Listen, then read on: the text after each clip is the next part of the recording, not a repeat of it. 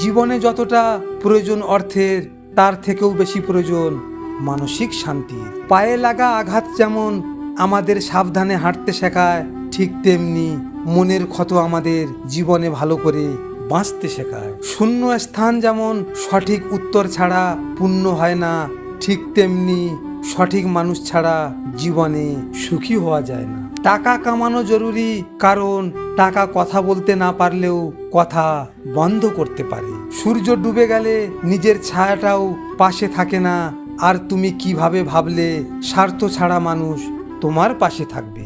পুরুষের কোনো অভিযোগ থাকে না, কারণ পুরুষের জন্মই হয় অন্যকে ভালো রাখার জন্য। যদি প্রশ্ন ওঠে বিশ্বাসের, তাহলে মানুষের থেকে কুকুরেই সেরা। আমি ভুল করলে 100 বার মাথা নিচু করতে রাজি আছি, কিন্তু বিনা ভুলে আমি চোখটাও নিচু করি না। এটা আমার অ্যাটিটিউড নয়, এটা আমার আত্মসম্মান। তোমার মৃত্যুর কারণে বাজারঘাট বন্ধ থাকবে না এই দুনিয়াতে।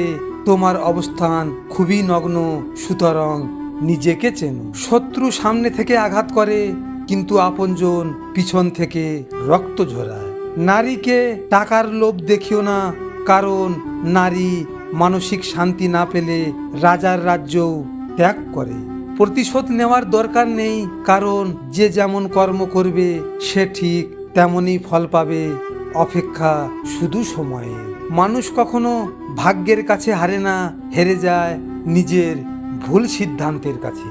আজকের মানুষকে দুর্বল পেয়ে ঠকিয়ে যাচ্ছ, এমন একটা দিন আসবে এর চেয়েও বেশি তুমি ঠকবে। দূরের মানুষের আঘাত সহ্য করা যায়, কিন্তু আপনজনের আঘাত আত্মায় গেঁথে যায়। সবশেষে একদিন বুঝতে পারবেন যে আপনি শুধুমাত্র প্রয়োজনের খাতিরে কিছু মানুষের প্রিয় হয়েছিলেন। জীবনে আপন মানুষ কম থাকুক, তবু মুখোশধারী আর স্বার্থপর মানুষ না থাকুক।